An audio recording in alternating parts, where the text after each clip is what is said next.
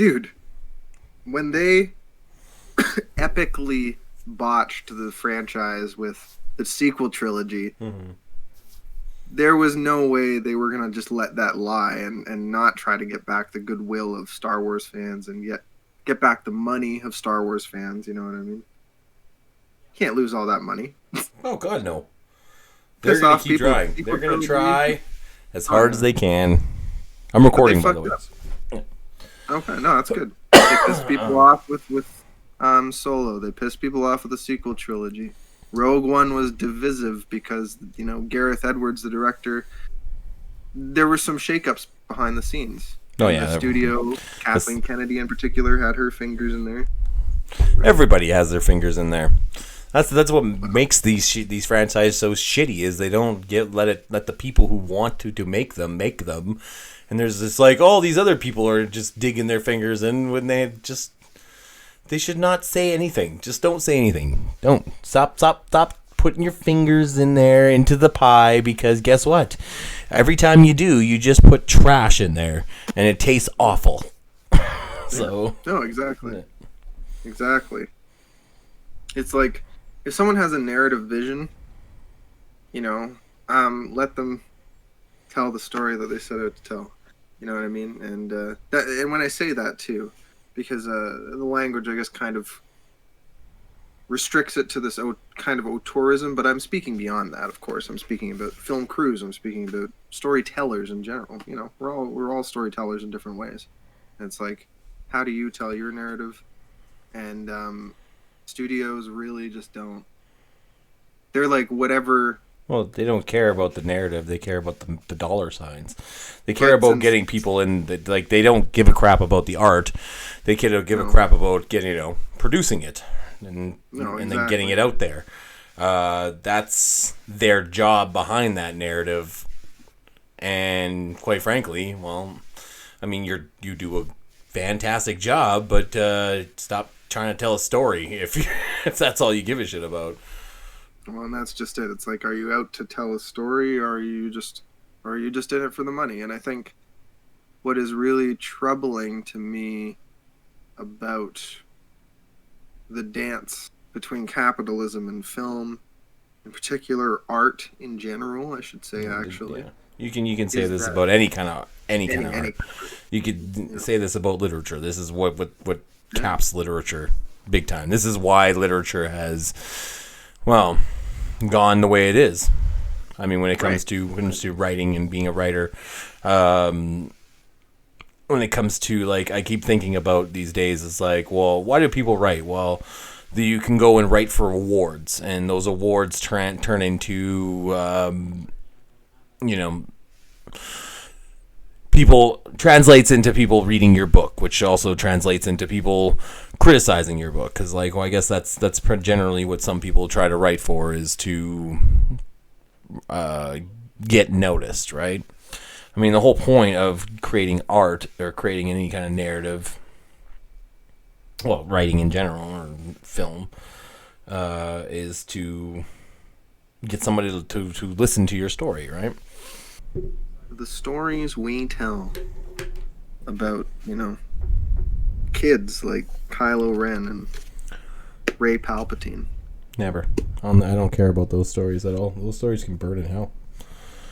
They're important. I care. All three of those stories are gone from my repertoire. I will never, ever watch that trilogy. It doesn't exist to me. It doesn't. Yeah, but can I tell you something that's really going to hurt your heart? Can I just tell you something really quickly? It's not going to hurt my heart. No, so go ahead. It's going to a little bit. Why? It's going to be a little bit. That, for a lot of kids, for now and forever, will be their Star Wars. Oh, that's okay. They can watch it. Just like, there are probably people out there who be like, Halloween 8 is the best fucking movie in the world because it's their first introduction to Michael Myers. And that's cool. And you know what? People can like that. You can like all three of those movies. They're trash to me. They're complete and utter garbage, and they're not. They don't do anything for the narrative. They don't do anything to advance anything. They're just, hey, let's sell some fucking tickets, and I don't have to watch it. I don't have to watch it. That's the thing. I don't have to. I don't know. Is it wrong to demand something a little bit more out of our storytellers? To demand to see their craft. I mean, the fact of the matter is, Zack Snyder, his director's cut, this was the only reason why we're getting this is because of the fan backlash. Because the fans are coming out and says, okay, we want this cut. Give us this cut. Snyder was like, no, I'm not going to do a director's cut. They never really go. Because he always does a director's cut. I mean, I think the only director's cut he's never done was the Owl one. No, I think there was a director's cut. There's always a director's cut then. There's always an unrated version director's cut because even Dawn of the Dead had one. So, I think with Justice League, yeah, I mean, it's like, unlike any other situation he'd been in, he was taken off of the film and a director basically reshot most of his film. So that's why he has completely gone the other extreme when he's been given this chance and has, he's taken him a mile where they've given him an inch, right? He's like, oh, you want to see a director's cut? I'll give you. I have nothing better to do. There's fucking COVID going on. Let's do it. And I'm cool with that. And the thing is, it's. Oh, I'm gonna watch it. That's where you have to weigh your options, and I think that's where the biggest thing is. Am I gonna run out and get HBO Max? Well, I live in Canada. I can't. I have to go through Crave in order to go to HBO Max, and Crave TV. I don't know, if anybody's familiar out there with Crave TV. They are fucking pricey. Like, holy crap, the amount of money that they charge for their streaming services is and then everything on top of it. It's just like, the states do it better. That being said, I'm enjoying Crave. specifically because of HBO, honestly. HBO's pretty clutch. There's just so much good content. They do. And the thing is, but not just like fictional narratives. We're talking, non-fiction. We have our documentaries, and HBO has some pretty solid documentaries. Yeah. Just production value. But then again, we're talking about a company. Again, we're talking about money, and when you strip that all away, when it comes down to the narratives we produce, how do these big narratives that we engage with so often? Like, how do you find that affects your writing and how you think of a narrative when you're approaching a piece? Well, I mean, we write what influences us. So, I mean, when it comes to when I'm sitting down, like when I'm writing poetry, for instance, mine becomes very, very much what I'm listening to of the day. A lot of music inspires me in that sort of way. So, when it comes to like long form prose, usually it's because I'm watching usually a film or reading a book, and that kind of it blends out of that, right? Well, and I just think of,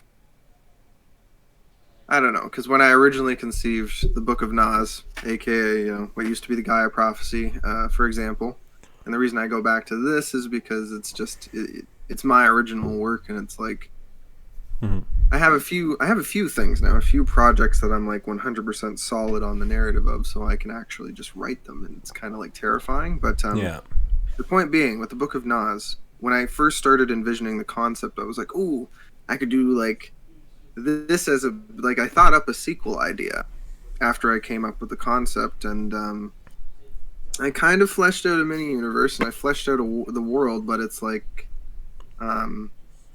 then I realized that's not what the narrative called for. Yeah. It's more of a one-off. If there is ever a sequel, it would only ever, I think, be a duology, as in there would literally only be 2 books. Because there has to be completion, right?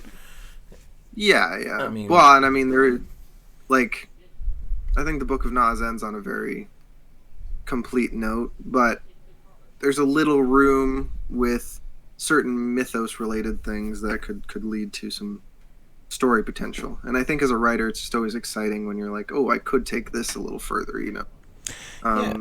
But I gotta ask you, that's the thing about comic book narratives; they never end. Could you do that with any of your characters, like with the Book of Nas? Is that's like could it just keep going on and on with those characters and that endless battle? That's why it's not, and I think that's why I had that tension, that struggle between, okay, well, you could keep sequelizing, you could keep, you know, figuring out a way to come up with a sequel or to continue the story somehow, but I realized it didn't need that. And I think with comic books, what's great, specifically comic books, now I'm not talking about, you know, the TV series and stuff, although I'll get to that. With comic books, you have the ability to, say, have a writer just do a single arc, you know, or an artist and a writer team do a single arc with a character, and they get to tell their story. Whether it becomes canon or not depends on fan response, yada yada, but that story gets to be told. And I think when you go into that, you actively have to be willing to say, you know, this is my pass on this character, this is my take on this character, and hopefully it flies, and hopefully it's a good interpretation that people enjoy. But this isn't my. You do have to lose some sense of ownership, unless, on the other hand, I guess really, if Stan Lee whenever he sat down to like guest write a Spider-Man issue, I do wonder how he felt, you know. Well, then there's something like I just thought it was like something like Janet Advanovich. It's like there's she's got like 23 books, and it's like huge amount of like characters like within the genre fiction, right? Kathy, what's her face? Kathy Reichs with the Bones series too. Yeah, it just keeps going on and on and on. And the thing is, like, I haven't really read. I've done some of the. I've listened to a lot of the Janet Ivanovich because my partner she loves that. So, and then at a certain point, it's like, yes, these characters, and you like these books. What are you gonna tell these fans? Like, okay, it's time to like move on to a second project. Like, I think it also depends on the author too. I mean, if you really have something here and you really enjoy this universe, why not keep playing with that universe, right? That's what I'm saying. And it's, you know, you look back at Star Wars, it's the same thing there, and that's why he didn't give a shit how people responded to the prequels, because he was like, I told the story I wanted to tell. That's it. This is the story you wanted to tell, and he told it. And it's like, and the thing is, all of you were in those seats. All of you went there. And not only once. That's the thing. You went there twice and paid that ticket. And then, no. You went there for a third time. Paid that ticket just to go on the internet to complain how bad my movie was. And you know what? At that point, I don't care. How do you care? You're counting dollars in that. Like you went 3 times. That's when you start counting dollars, because you realize. I think when you're as successful, like, you have to get that initial burst of success to reach that point. But once you're at that point, and people try to throw shit at you, unless it's like something that could legally destroy you, you're just like, yeah, okay. It's like, okay, fine. You did it once. Shame on me. You did it twice. Shame on you. Oh God, look, I'm wiping them away with hundreds now. Oh, I'm crying so much. We're not done yet. We're not done here. Not at all. You thought we were leaving, didn't you? If you liked our content here, you should probably click one of these buttons. Please, right around here. Right about. Wait, is it like something right here? There's a subscribe button.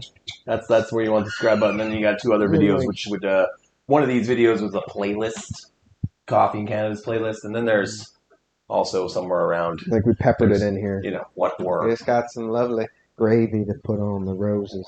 What? You really like it? If you're, oh baby. Yeah. This happens every week. It's fine.